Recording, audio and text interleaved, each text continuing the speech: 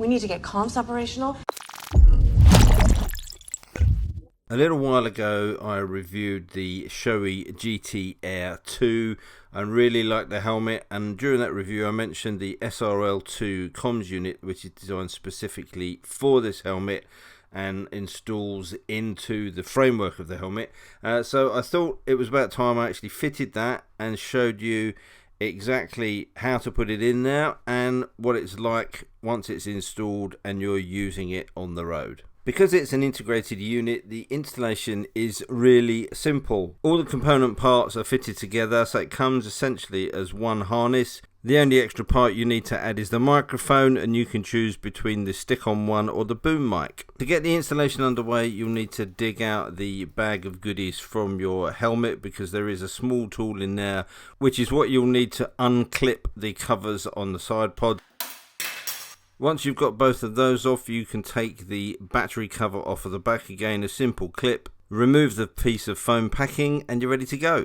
Next thing to come out are the cheek pads. Again, very simple. Just pull the plastic seam from the outer edge, and then there's 3 poppers on the inside which can unclip, unhook the chin strap, and that pulls out of the way. Once they're out, it's time to start putting the pieces in, and it really is as simple as just clipping them in. So the battery pack clips it into the back section. Just make sure you get the little rubber seal over the top of that, so that's nice and neat and you don't get any loose bits sticking out. Next, flip it onto its side and you can pull out the little foam pieces in the ear, and this reveals the recess for the speakers, so you can see really neatly done. You've got a couple of clips on the speakers themselves that just snap into the hole on the side of the helmet, and that holds them in place. No Velcro tabs or anything that you need to do for that, so a really nice clean fix. If you're fitting the small wired mic, which to be honest makes more sense than the boom in this helmet, then there is a Velcro tab which you can stick onto the recess in the chin bar, and then the back of the microphone has a Velcro connector, so that just pushes into place, and all the wiring runs through little channels which are pre-molded into the helmet, and that runs right through. All you got to do is plug that microphone into the speaker and everything gets tucked away nice and neatly. Then to finish off, it's just a case of neatening up the wires. There's 2 little plastic tabs which push in either side, and then the antenna and the radio covers snap into place where you took those covers off. Pop the cheek pads back in, and if I'm being honest, this is probably the most time consuming part of the job, but it still only takes a couple of minutes to get those in and connected up properly, and then you're good to go.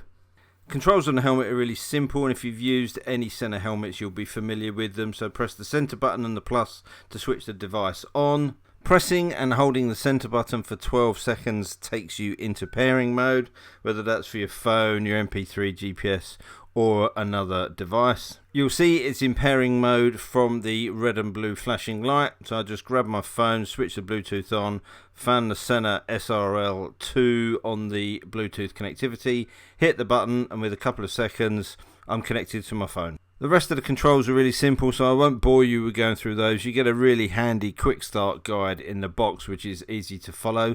So let's get it out into the real world.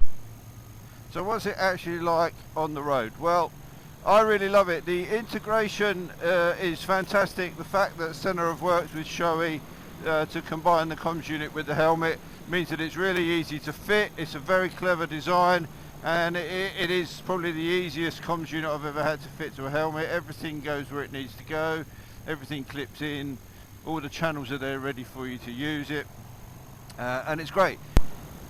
Now obviously as an integrated unit it's got benefits because it is tucked away sleek, nothing sticking out the side from a safety point of view if you crash, as well as just not bringing any more noise or resonance to your helmet.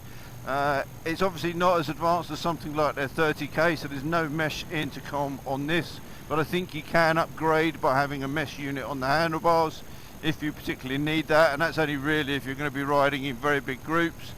I would like the jog dial. That's the one thing I like about the 30K, is that's very easy to operate, that jog dial. But to be fair, these buttons, now I've been riding with it for a little while, are fairly easy to operate, and I don't really have too much problem with those. And obviously they need to be small to be able to make it compact. Just in case you're wondering, I'm recording this from the helmet straight to a trusty GoPro Hero 3 with the GP10 Bluetooth back on it, so hopefully the audio is coming through loud and clear. But on test calls it worked really well. It's really comfortable. Obviously it doesn't feel any different to wearing the helmet normally because everything's recessed, particularly the ear speakers, because that's ear speakers, of course they're ear speakers, but particularly the speakers because they're recessed back out of the way. Sometimes when you fit those in other helmets they don't allow enough room and they can encroach a little bit. With this, no problem whatsoever, and doesn't make the helmet any noisier, which is a good thing. So I hope you found this install and review useful. Again, if you've got any comments or questions, you know where to leave them in the comment section down below. There'll be a couple of links up on the screen and in the end credits. And all that leaves me to say is thanks for watching, take care, ride safe, and I'll see you soon. Bye.